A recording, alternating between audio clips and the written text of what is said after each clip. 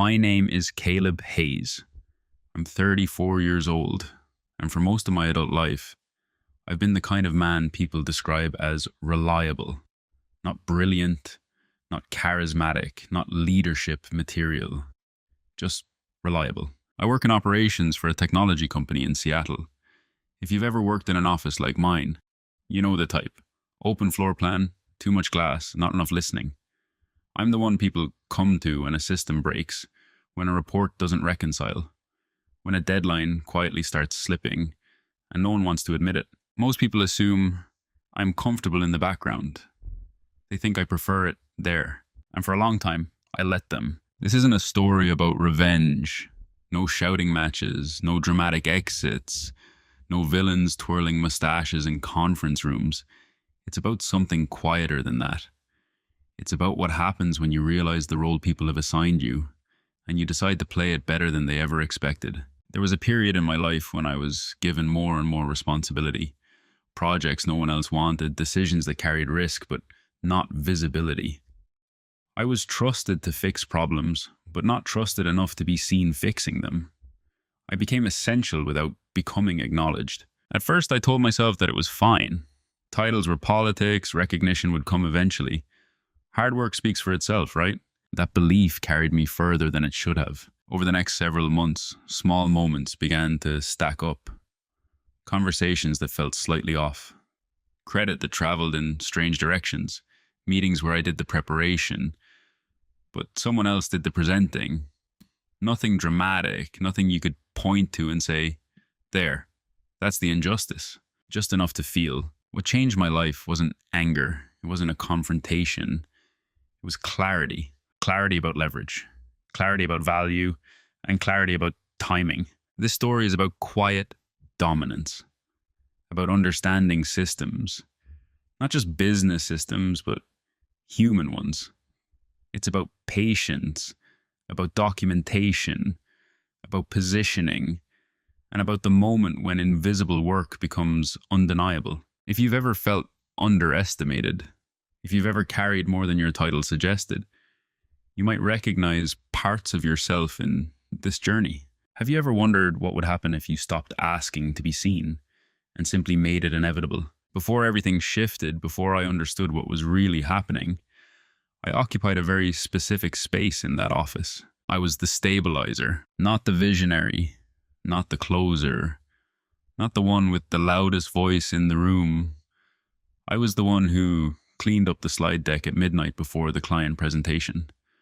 The one who noticed the formula error buried in row 487 of a spreadsheet. The one who stayed late, not dramatically, not resentfully, but because I saw what would happen if I didn't. To leadership, I was dependable. To my peers, I was solid. To new hires, I was the guy who knows how things actually work. None of those labels were insults, but none of them were promotions either. In meetings, I spoke when I had something precise to add. I didn't compete for airtime. I didn't interrupt. I didn't package my ideas with performance. When I offered solutions, they were usually adopted, but often repeated 5 minutes later by someone else with more confidence and less detail. And I let it happen. Part of that came from habit. I grew up as the middle child in a house where noise equaled attention. I learned early that if I wanted something done correctly, I would just do it myself. Recognition wasn't the reward. Completion was. That mindset followed me into my career. When a project stalled, my manager would turn to me and say, "Caleb, can you take a look at this?" Which usually meant, "Caleb, can you quietly fix this?" I became the unofficial owner of cross-department coordination. I tracked deadlines no one asked me to track. I anticipated bottlenecks that weren't yet visible. I built small systems, templates, trackers, documentation folders that made everyone's job easier. People appreciated it, but appreciation is not authority. There's a subtle difference between being valued and being visible. I was the former, I wasn't the latter. Performance reviews were consistent, exceeds expectations. Critical contributor, strong team player, the kind of language that feels positive until you notice it never evolves. Meanwhile, titles shifted around me. New managers were hired from outside, colleagues with less operational depth but stronger executive presence moved into leadership tracks. They were put in charge of initiatives I had already been running informally for months. No one said I wasn't capable. They just never said I was. Looking back, I can see that I helped build the cage myself. I answered every request. I never pushed back on scope creep. When responsibility expanded, I accepted it without renegotiating visibility. They gave me more responsibility without the title. I accepted. Not because I was weak, because I believed the math would eventually correct itself. I told myself leadership would notice patterns, that consistency compounds, those results speak. But organizations don't promote patterns. They promote narratives. And the narrative about me was simple. Caleb handles things. Caleb supports. Caleb ensures nothing falls apart. Essential, replaceable, safe. I don't say that with bitterness. It's important to understand that no one was openly malicious. No one plotted to keep me down. It was subtler than that. It was convenience. It was inertia. It was human nature to take the path of least resistance. If someone is willing to carry weight quietly, most teams will let them. What I didn't understand yet was this. Being the foundation of a structure doesn't automatically make you the architect. And until you decide which role you actually want, people will keep assigning you the one that benefits them most. At that stage of my life, I hadn't decided. I was still grateful to be trusted, still convinced that patience alone was a strategy, still believing that integrity guaranteed eventual recognition. I wasn't angry. I was unaware. And that might have been the most dangerous position of all. The first moment wasn't dramatic. There was no raised voice, no public embarrassment, no obvious slight. It happened on a Tuesday afternoon in Conference Room B. Glass walls, faint smell of dry erase markers. The hum of the HVAC system louder than anyone realized. We were preparing for a quarterly operations review with senior leadership. I had spent the previous 2 weeks rebuilding our reporting framework. The original dashboard had gaps, misaligned metrics, delayed inputs from sales, and inconsistent forecasting assumptions. Nothing catastrophic, just messy. I cleaned it up. I redesigned the reporting flow so each department fed into a centralized tracker. I built automated checks to flag discrepancies before they reached executive view. I even drafted a summary slide explaining the changes and why they mattered. When the meeting started, my manager Daniel stood at the front of the room. Calm, confident, well-spoken. He had that executive cadence, measured pauses, intentional eye contact. He clicked to the second slide, my slide. He began explaining the new framework, the logic, the safeguards, the predictive adjustments. Word for word, it was what I had written in the speaker notes. No one interrupted. No one questioned the origin. The room nodded. A few executives leaned forward with interest. "This is exactly the structure we've needed," one of them said. "Great work, Daniel." Daniel smiled. "Appreciate that." And then we moved on. It took less than 60 seconds. 60 seconds for something I had built to be reassigned, in real time. The strange part, Daniel hadn't lied. He never explicitly claimed he built it alone. He simply presented it, naturally, seamlessly, as if that was always the understanding. And maybe it was. I remember sitting there, hands folded on the table, listening to questions I could have answered more precisely, watching as Daniel responded competently, but not with the depth of someone who had constructed the system. A few times he glanced at me. "Caleb can add more detail if needed," but no one asked for more detail. After the meeting, a colleague nudged me. "Nice framework, man. That'll make all our lives easier." I nodded. "I'm glad it helps." That was it. On the surface, everything was fine. My work had been validated. Leadership liked the system. The company benefited. So why did it feel different? It wasn't about ego. I didn't need applause. I wasn't expecting a standing ovation. It was about alignment. Responsibility and recognition had just split in front of me, and no one else seemed to notice. That evening, I stayed a little longer than usual. Not to work, just to think. I replayed the meeting in my head, not with anger, with analysis. Daniel hadn't interrupted me in preparation. He hadn't excluded me from the deck. In fact, he had asked me to put something together. I did. He presented it. That was the chain of events. Completely normal. And that's what made it dangerous. Because when something feels almost fair, you hesitate to question it. I told myself this was how leadership worked. Managers present team output. That's standard. That's expected. But something inside me registered the pattern before my logic did. The framework had positioned Daniel as strategic. It had positioned me as supportive. One meeting doesn't define a career, but it can reveal a trajectory. That night, I opened my black leather notebook, the one I carry everywhere, and wrote a single sentence. Responsibility without visibility compounds in one direction. I didn't know yet what I would do with that realization. I only knew I wouldn't forget it. And sometimes the first small cut isn't painful because it's deep. It's painful because it's precise. After that Tuesday, nothing exploded. There were no confrontations, no icy tension in the hallway. Daniel still greeted me the same way every morning. Calm nod, quick smile, morning Caleb. And I still did my work. That's how normalization begins. Not with something outrageous, with something survivable. A few weeks later, another project surfaced. This time it involved vendor renegotiations. Our software licensing costs had quietly ballooned over the past 2 years. Finance wanted reductions, but no one had the time to dissect the usage data. So it landed on my desk. Can you analyze this and outline options? Daniel asked. Of course I could. I spent nights combing through utilization reports, identifying redundancies and mapping contract clauses most people never read. I found leverage points, underused seats, overlapping tools, outdated pricing tiers. I drafted a negotiation strategy with 3 tiers of cost reduction scenarios: conservative, moderate, aggressive. When Daniel and I reviewed it privately, he leaned back in his chair. This is strong, he said. Really strong. That word again. Strong, reliable, solid. The following week, he led the vendor call. I wasn't invited, not intentionally excluded, just not necessary. He had the material. He could handle it. And he did. We secured a reduction close to my moderate scenario. Finance celebrated. Leadership praised Daniel for his sharp cost management instincts. In the recap email, my name appeared once. Shout out to Caleb for pulling the data. Pulling the data, not designing the strategy, not identifying the leverage, pulling the data. I read that line 3 times, and then I rationalized it. Managers present outcomes. That's their role. My job is analysis. Impact matters more than credit. That's what I told myself. But internally, something subtle was shifting. Not anger.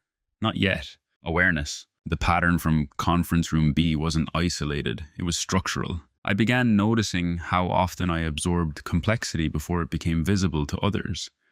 I anticipated risks before they were discussed. I built contingency plans that prevented problems from ever surfacing, which meant no one saw the crisis that never happened. Prevention is invisible by design. At lunch one afternoon, a newer team member said something casually that stayed with me. You're lucky, she said. You don't seem stressed like the managers. They have all the pressure. I almost laughed. Pressure doesn't disappear when you lack a title. It just lacks acknowledgement. Still, I nodded. Different kinds of pressure. She shrugged. The conversation moved on. That's when I realized something uncomfortable. I had trained them. I responded quickly to every request. I fixed issues before they escalated. I never asked for public clarification when the credit blurred. I didn't correct narratives that minimize my role. Silence, repeated often enough, becomes agreement. An agreement becomes expectation. The team didn't disrespect me intentionally. They simply adapted to the version of me I presented. Competent, quiet, low maintenance, easy to rely on, easy to overlook. There were moments I considered speaking up, small ones. Daniel forwarded praise without context. When project scopes doubled, but my role description didn't. When new initiatives were announced that mirrored systems I had already built. Each time I paused. Is this worth addressing? Will this sound insecure? Does it even matter? The truth is, part of me was afraid that if I demanded visibility, I'd lose the trust I had built. That pushing would make me look political, ambitious in the wrong way. So I stayed steady, and with every steady response, the role solidified. They gave me more responsibility without the title. I accepted. Again, not because I didn't see it, but because I believed patience was power. What I hadn't realized yet was that patience without positioning isn't a strategy. It's surrender disguised as maturity. And by the time you recognize the difference, the narrative may already be written. There's a moment in every professional life when you realize the job you're doing isn't the job you were hired for. For me, it wasn't a single conversation, it was an accumulation. By the end of that quarter, I was unofficially overseeing 3 cross-functional initiatives. Not as a manager, not even as a lead, just as the person who had context. That phrase started appearing often. Caleb has context.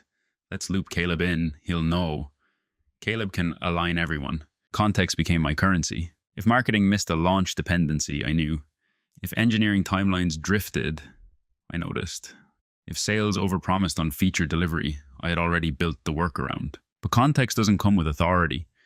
It comes with an obligation. One afternoon during a planning session for the next fiscal year, I watched something crystallize. Daniel stood at the whiteboard outlining initiative owners. Names were assigned to strategic pillars: digital expansion, cost optimization, and client retention. When he reached operational infrastructure, he paused. "We'll all support this," he said vaguely. Then he glanced at me. "Caleb will coordinate." Coordinate. It was such a clean word. Harmless, administrative. But I knew what it meant. It meant I would define timelines. I would identify interdependencies. I would chase down updates. I would absorb friction between teams. I would ensure deadlines were hit.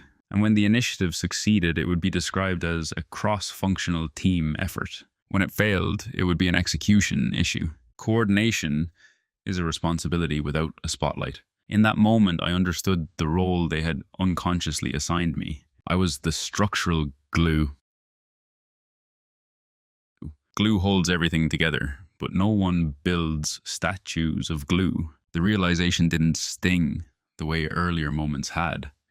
It felt colder, more analytical. I thought about the last few months, the vendor negotiation, the reporting framework, the silent fixes, the preventative systems.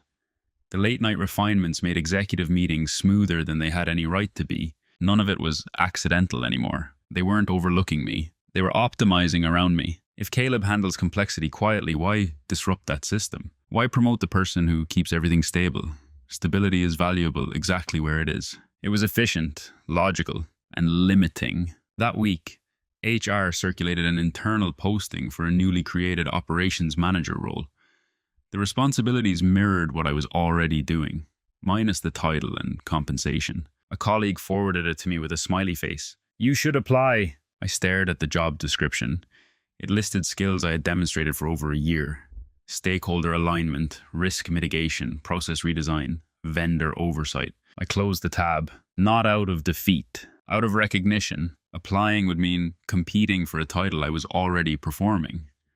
It would also mean stepping into a system that hadn't yet acknowledged the misalignment. And something inside me shifted. Not rebellion, not frustration, clarity. They had defined my role without ever explicitly stating it. Reliable, useful, invisible. And I had accepted it through behavior. The quiet guy who makes things work. The steady hand.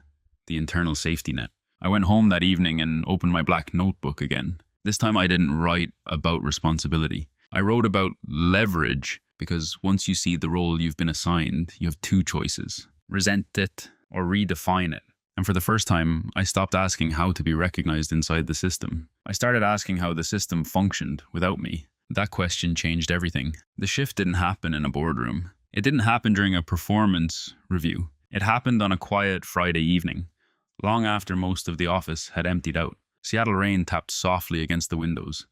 The lights above the open floor plan had dimmed to their after-hours setting, half bright, slightly hollow. I was the only one left in my row. On my screen was a dependency map I had built for the upcoming quarter. It showed every major initiative, the teams involved, the timelines, and the risk points. A web of lines and color-coded markers that, if you understood it, told you exactly where the company was fragile. I leaned back in my chair and stared at it. For the first time, I wasn't thinking about how to improve it. I was thinking about what it represented. Every red flag on that screen had passed through me first. Every mitigation plan originated from my analysis. Every executive update that sounded clean and confident was built on invisible corrections I had already made. If I remove myself from the equation, not dramatically, just functionally, how long would it take for the system to wobble? Not because I was irreplaceable, but because no one else had the full context. That was the moment something settled inside me. All those months I had been measuring value vertically: title, authority, recognition. I assumed advancement was granted upward by those above me, but value also moves horizontally, through dependency, through knowledge, through structural awareness. And I had more of that than anyone realized. I opened my notebook and drew 2 columns. On the left, what they see: reliable, supportive, detail-oriented, low ego, safe. On the right, what I actually control: cross-team timelines, operational risk forecasting, vendor contract data, process documentation, historical decision records. The second column was longer. That realization didn't make me smile. It didn't make me angry. It made me calm, because clarity removes urgency. Up until that point, I had felt a quiet pressure, an internal ticking clock.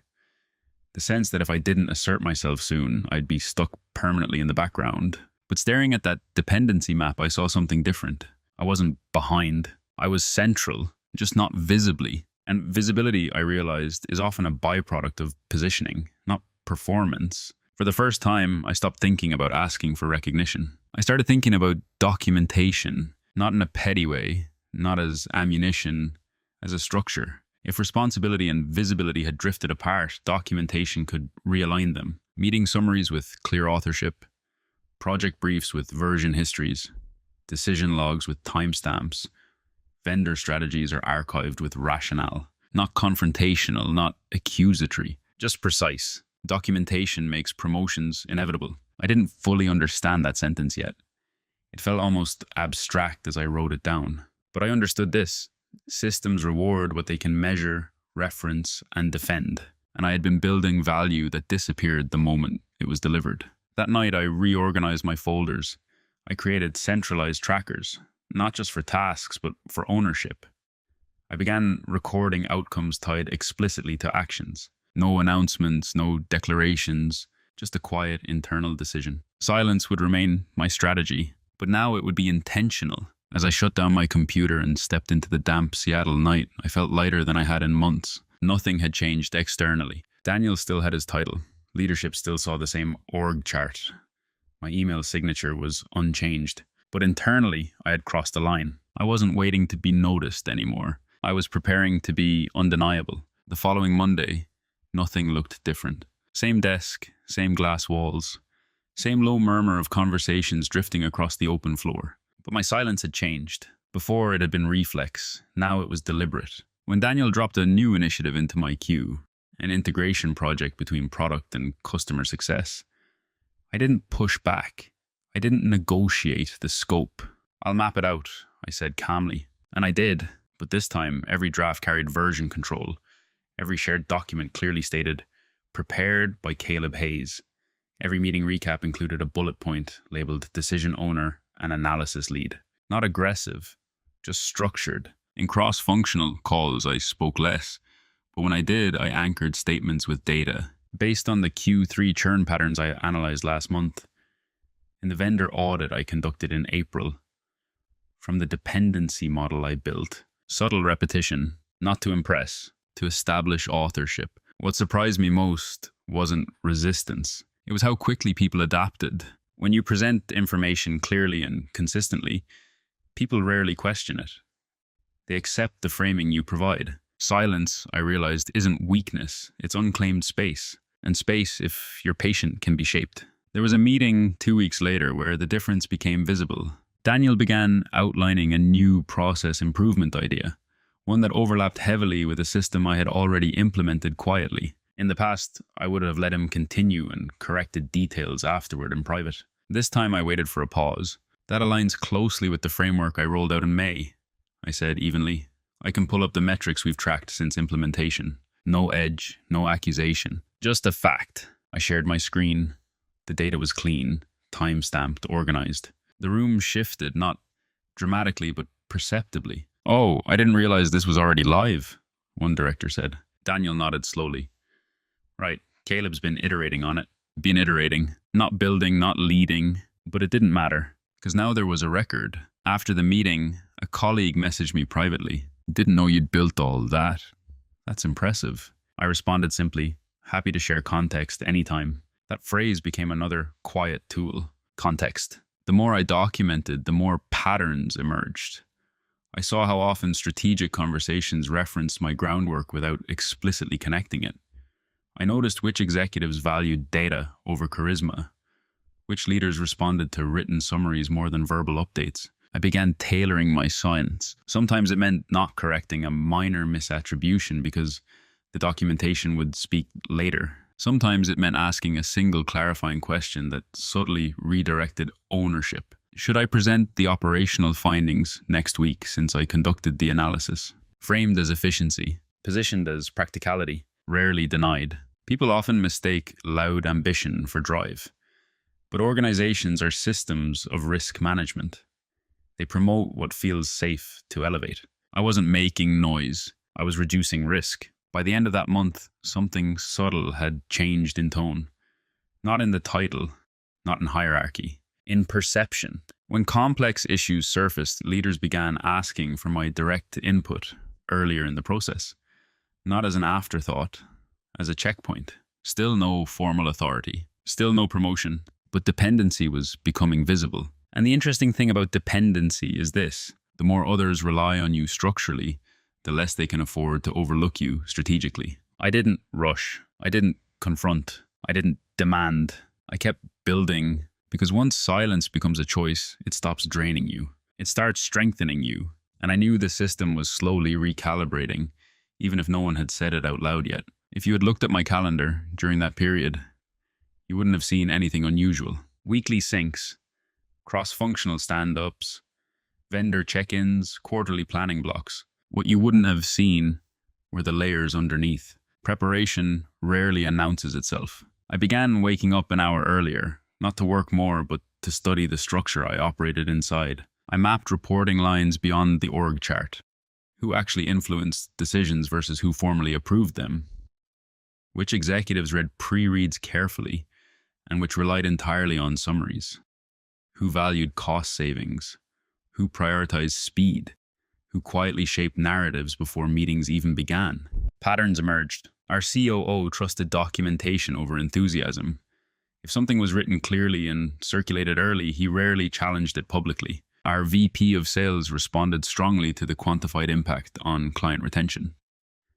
Framing operational improvements in terms of revenue protection got attention faster than efficiency language ever did. Our head of product valued foresight, risk identified before escalation. None of this required manipulation. It required observation. At the same time, I began building what I privately called my operational archive. Every initiative I touched was logged with three things: the original problem statement, my specific contributions, the measurable outcome. Cost reduced by 18%.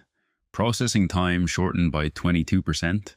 Escalation volume decreased quarter over quarter. Numbers, dates, stakeholders involved. Not for ego, for clarity. I also began tightening processes that no one had formally asked me to refine.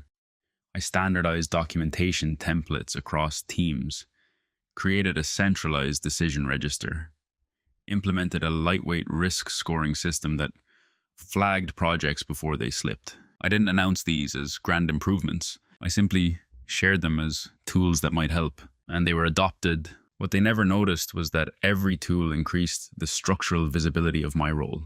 When you design the template, your name sits at the top. When you own the dashboard, your analysis becomes the baseline. When decisions are logged systematically, it becomes harder for contributions to blur. At the same time, I stopped rescuing problems immediately, not recklessly, not maliciously, but strategically. If a department delayed providing inputs, I sent a follow-up. If they still lagged, I documented the delay and its projected impact.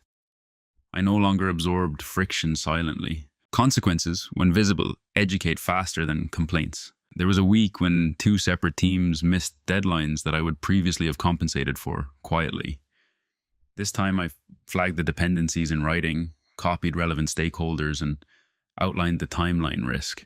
Calmly, factually, the delays became visible upstream, and something subtle shifted again. Instead of asking me to fix it, leadership began asking, "What do you recommend we change structurally?" That question matters because it assumes authority of insight, even without authority of title. Meanwhile, I updated my resume, not to leave immediately, but to measure my own value in language the market understood. Reading it back to myself was revealing. The scope was already managerial. The impact is already strategic. The title simply hadn't caught up. I didn't feel the resentment anymore. I felt positioning. There's a difference between working hard and building leverage. Hard work exhausts you. Leverage compounds quietly. They saw a steady employee refining processes. They didn't see a man redesigning his professional narrative from the inside out. They didn't notice that I had stopped seeking validation and started collecting evidence. And evidence changes power dynamics. Not overnight, not loudly, but permanently. By the end of that quarter, I knew something they didn't. If I chose to stay, I would be promoted. If I chose to leave, I would not leave empty-handed. Because documentation makes promotions inevitable. And inevitability doesn't require urgency. It requires preparation. The leverage didn't announce itself. There was no dramatic email, no accidental confession, no secret file uncovered at midnight. It revealed itself slowly, through access. One Thursday afternoon, Daniel was double booked for a leadership planning session. The meeting invite had originally included him and the COO to review operational readiness for an upcoming expansion initiative. "Can you step in for me?" Daniel asked casually. "You know the details better than anyone." I paused for half a second. Of course. That meeting changed everything. It wasn't large, just the COO, the VP of Finance, and 2 department heads. No theatrics, no inflated language. Just a working session. They expected a summary. I brought out structure. I walked them through the dependency map I had been refining for months. The real one. Not the simplified executive slide version. I outlined risk clusters, timeline, compression points, and resource strain that would surface 2 quarters ahead if left unaddressed. I didn't dramatize, I didn't criticize. I simply showed them what I already saw every day. There was a long silence when I finished. The COO leaned forward. "Why haven't we been reviewing this level of detail regularly?" I answered honestly. "I've been incorporating it into existing updates, but I haven't presented it in this format before." He nodded slowly. "We should." That was it. No promotion, no grand declaration. But something subtle happened in that room. For the first time, my analysis wasn't filtered through someone else's narrative. It stood alone. After the meeting, the VP of Finance stopped me in the hallway. "Send me that model," she said. Directly. That word carried weight. Over the next few weeks, I began receiving meeting invites without Daniel copied. Requests for input on initiatives before they were formally assigned.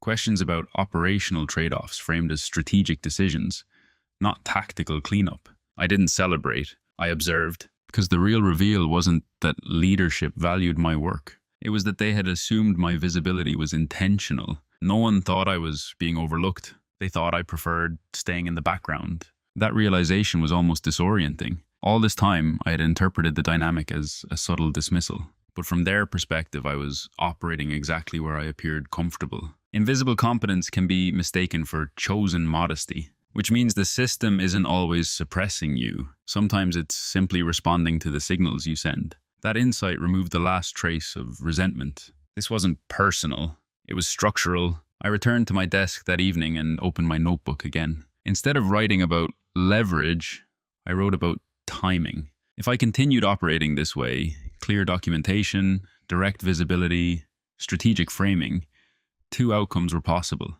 Formal recognition would follow naturally, or it wouldn't, and I would have undeniable proof of misalignment. Both were powerful, because either path preserved dignity. A few days later, Daniel asked how the leadership session had gone. "Productive," I said. "We aligned on risk mitigation priorities." He nodded. "Good, glad you could handle it." He didn't ask for details, and I realized something quietly profound. The leverage I had discovered wasn't a secret file or hidden clause. It was proximity to decision-making without mediation. Access. Once you demonstrate strategic clarity in the right room, doors don't fully close again. I still had no new title. My email signature was unchanged, but the narrative had shifted, silently. Not because I demanded it, because I demonstrated it. And in that moment, I understood something with complete calm. Power rarely arrives loudly. It arrives when you realize you no longer need permission to speak at the right table. Access changes perspective. Once I had been in that room without Daniel, without a buffer, I couldn't unsee the landscape. I understood how decisions were actually made, how risk was weighed, how budgets were justified, how authority moved, not always according to title, but according to clarity. For a few weeks, I let the momentum unfold naturally. More direct emails, more early stage questions, more, can you take the lead on this discussion? Still no formal shift in role, but influence had begun drifting sideways. And that's when the decision presented itself. It wasn't dramatic. It arrived in the form of a recruiter message on LinkedIn. Senior operations manager role. High growth SaaS, based in Portland. Your background in cross-functional infrastructure looks aligned. Normally, I would have ignored it. This time, I didn't. Not because I was desperate to leave. Not because I wanted to threaten anyone. Because I needed to measure something honestly. Was my value internal or portable? I took the call. The recruiter asked detailed questions about scope, stakeholder management, and financial impact. I answered calmly, using the documentation I had built over the past months. When she asked about measurable results, I didn't hesitate. Reduced vendor costs by 18% through a renegotiation strategy I designed. Implemented operational risk tracking that decreased escalation rates by 22% quarter over quarter. Standardized cross-team reporting used by 5 departments. There was a pause on the other end. That's already manager-level impact, she said. I didn't react outwardly, but internally something settled. After the call, I closed my laptop and stared at the wall for a long time. I had 3 options. Option 1, stay quiet. Continue building leverage internally and wait for formal recognition to arrive organically. Option 2, ask directly for a promotion. Present my documented impact.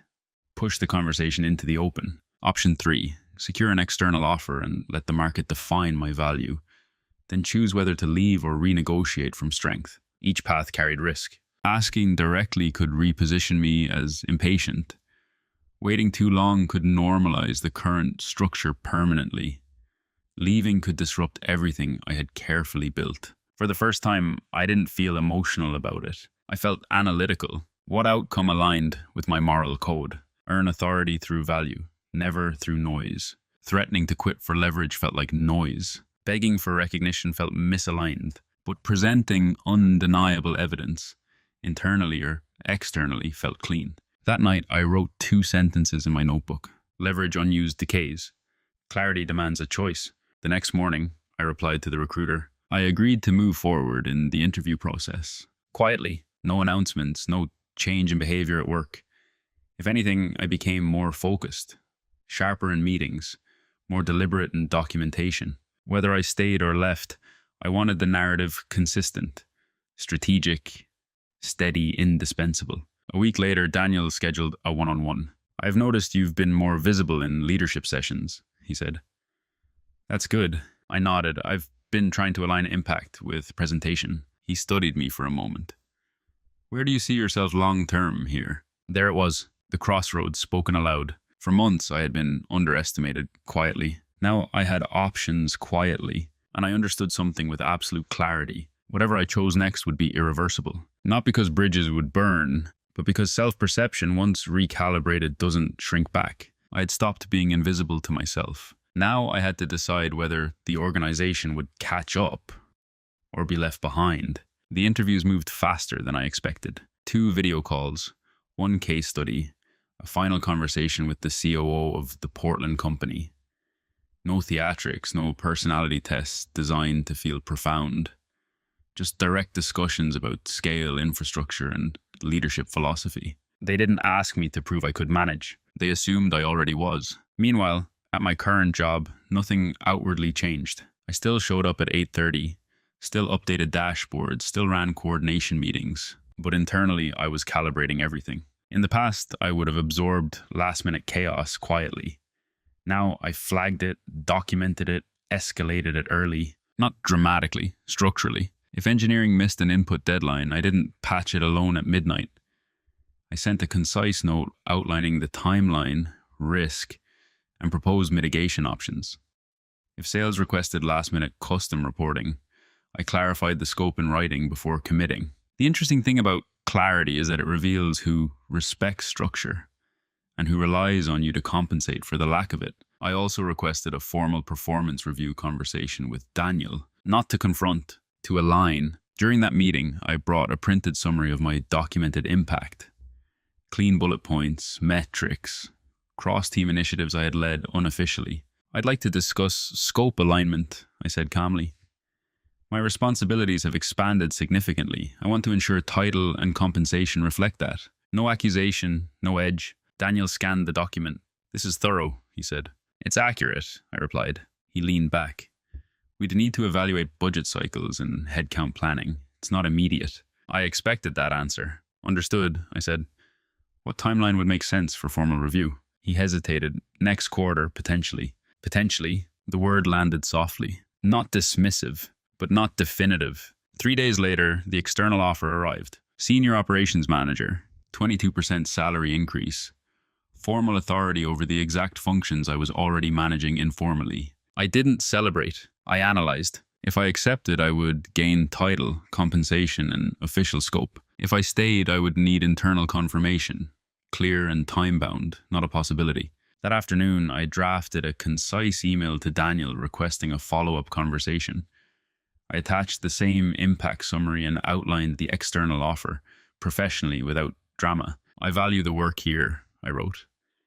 Before making a decision, I'd like to understand whether a formal scope adjustment is feasible within a defined timeframe. No threats, no ultimatums, just facts. Then I closed my laptop and went for a walk in the rain. The strange thing was, I didn't feel anxious. Months ago, I would have been terrified to create this tension. Afraid of appearing disloyal. Afraid of losing stability. Now, the stability was internal. Whether they responded or not, I had already validated my value externally. Documentation had done its work. That evening, Daniel replied, "Let's talk tomorrow morning." Short, neutral. I didn't speculate. I didn't rehearse speeches. I slept, because the real shift had already happened weeks earlier. When silence became strategy, when leverage became visible, when I stopped hoping to be recognized and started ensuring I was measurable, this conversation wasn't about proving myself. It was about confirming alignment. And alignment, once clarified, has consequences. Either way. The conversation the next morning was calm. Daniel closed the glass door behind him and sat across from me with a seriousness that hadn't been there before. "I reviewed your summary again," he began, "and I spoke with HR. He didn't rush. He didn't sound defensive. You've absolutely been operating beyond your current scope." I let the sentence settle in the room. For months I had known it. Now it was acknowledged aloud. "The challenge," he continued, "is timing. Budget cycles are locked for this quarter. We can revisit title adjustments in 6 months. 6 months. The number hung between us. I nodded slowly. Understood. And compensation alignment? He hesitated again. That would likely follow the formal promotion. Likely. Another soft word. I appreciate the transparency, I said evenly. Given the external offer's scope and timeline, I'll need to make a decision this week. He looked at me carefully then. Really looked. This caught me off guard, he admitted. I didn't realize you were actively exploring. I wasn't, I replied, until I needed clarity. No accusation, just truth. The meeting ended professionally. No raised voices, no tension thick enough to feel. But something had shifted in the building. By mid-afternoon, I noticed small changes. Daniel asked more questions during team updates. He requested deeper visibility into certain workflows I had previously managed autonomously. HR scheduled a talent retention check-in for the following week. Too late to influence my decision, but symbolic nonetheless. It wasn't panic. It was recalibration. When dependency becomes visible, systems react. I hadn't threatened to leave. I had simply revealed portability. That revelation created subtle discomfort. Over the next few days, colleagues began sensing something. Not because I told them, but because access patterns changed. Leadership meetings looped Daniel back in, where they had recently invited me directly. Conversations grew slightly more formal. It wasn't hostility, it was uncertainty. They were feeling the possibility of absence. I watched it unfold without satisfaction, without bitterness, just observation. In one cross-functional meeting, a director turned to me instinctively for clarification on a timeline. Daniel answered instead, not incorrectly, Just quickly, I noticed the effort. That's when I understood the true consequence of leverage. Once exposed, it forces people to reassess their assumptions. I wasn't just the quiet stabilizer anymore. I was a strategic asset with options, and options shift dynamics. On Thursday afternoon, I signed the external offer letter. Not impulsively, not angrily, simply aligned. The new company offered clarity now. Not potentially, not eventually. I drafted my resignation email that evening. Short, professional, grateful.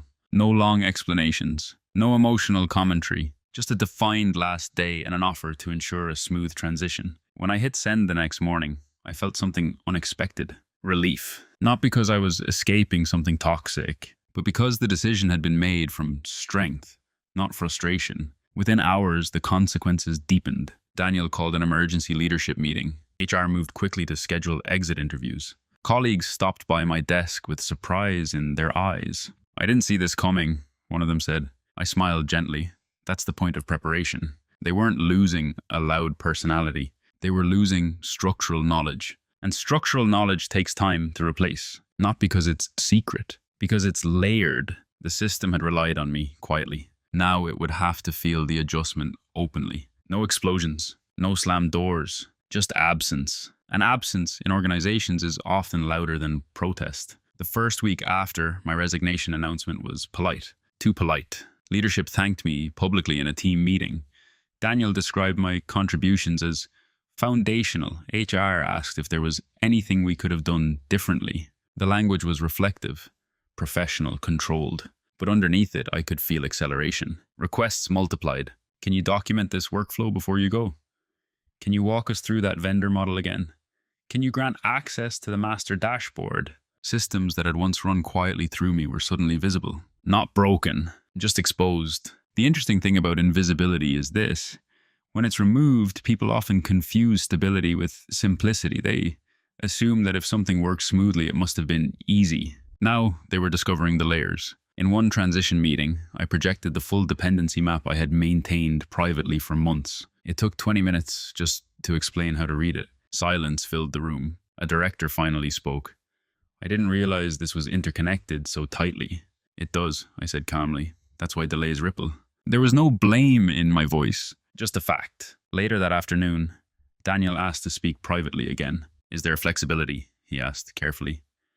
"If we accelerated a promotion, matched compensation." It wasn't desperation, but it was urgent. 6 months had become negotiable in 6 days. I didn't feel vindicated. I felt clear. "I appreciate the effort," I said, "but this isn't about matching numbers. It's about alignment of timing." He nodded slowly. He understood. Once a decision is made with clarity, reversal feels like regression. The company began experiencing small disruptions almost immediately. Nothing catastrophic, just friction. A report went out late because no one knew a specific data validation step I used to run silently. A vendor follow-up slipped because ownership was assumed but not assigned. A cross-team initiative stalled for a week while stakeholders debated sequencing. None of it is dramatic, but enough to be felt. Colleagues stopped by more frequently now, not just to wish me well, but to ask questions they hadn't thought to ask before. "How did you usually prioritize competing deadlines? How did you anticipate risk 2 quarters out? How did you get finance and product to align so consistently?" I answered each question generously, because this wasn't about withholding knowledge. It was about demonstrating depth. Too late to fix it didn't mean destruction. It meant realization had arrived after the decision. One evening, as I packed a few books into a box, a junior team member stood beside my desk. "I always thought you were just really organized," she said. I didn't realize how much strategy was behind it.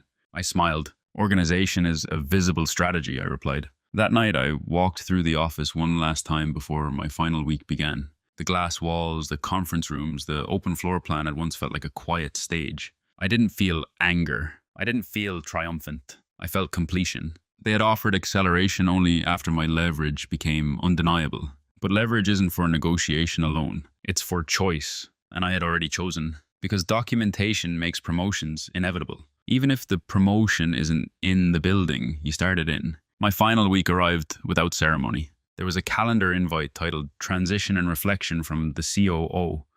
30 minutes.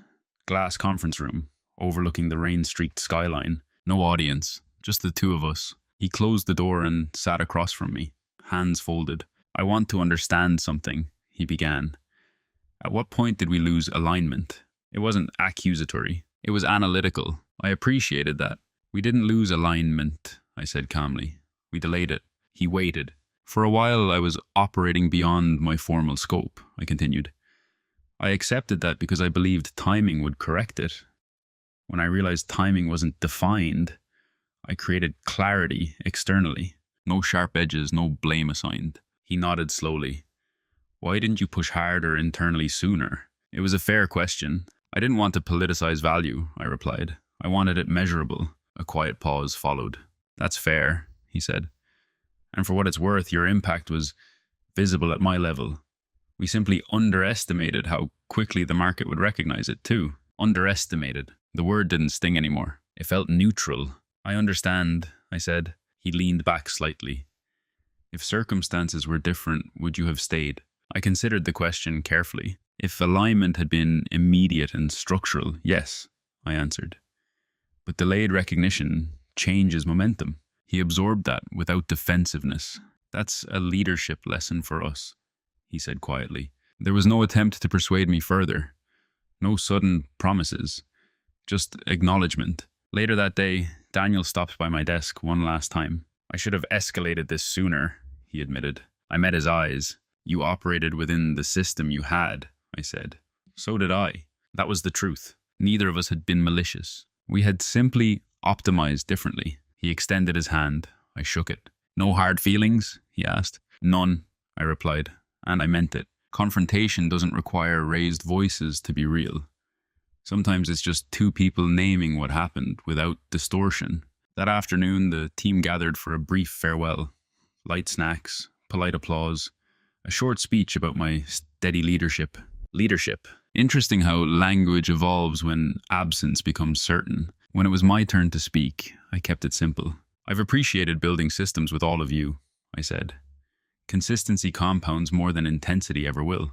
A few heads nodded. No dramatic goodbye, no emotional crescendo, just completion. As I walked out of the building for the last time, box in hand, I felt something rare. Not relief, not victory, equilibrium. Because confrontation without heat leaves nothing smoldering behind. It leaves understanding, and understanding travels with you cleanly into the next chapter. I've been at the new company for 11 months. Different city, different skyline, different badge on the glass door. Same principles, but this time the alignment was immediate. On my second day, I was asked to lead a cross-functional planning session. Not coordinate, not support, lead. There was no awkward transition from invisibility to authority. My title matched my scope. My scope matched my accountability. And yet, what surprised me most was this. I didn't feel bigger. I felt consistent, because the skills that earned the new role weren't new skills. They were the same quiet disciplines I had practiced for years. Documentation, pattern recognition, risk mapping, emotional restraint. The difference was structural acknowledgement. I still carry the same black leather notebook. I still prepare more than I speak. I still believe prevention is superior to reaction. But now, when I build a framework, I present it directly. When I negotiate vendor terms, I lead the call. When timelines compress, I decide on trade-offs. Authority hasn't changed my personality. It has refined my posture. Sometimes I think back to that version of me, sitting alone in the Seattle office, staring at the dependency map under dimmed lights. He wasn't weak. He wasn't naive. He was early. There's a difference. Early in understanding leverage. Early in recognizing portability. Early in realizing that invisibility isn't humility. It's positioning left unmanaged. I don't resent my former company. In many ways, they gave me the training ground I needed. They gave me more responsibility without the title. I accepted. And that acceptance taught me something invaluable. Responsibility without documentation fades.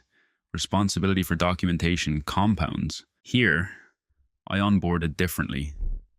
Within my first month, I implemented structured decision logs, clear ownership markers, transparent reporting lines.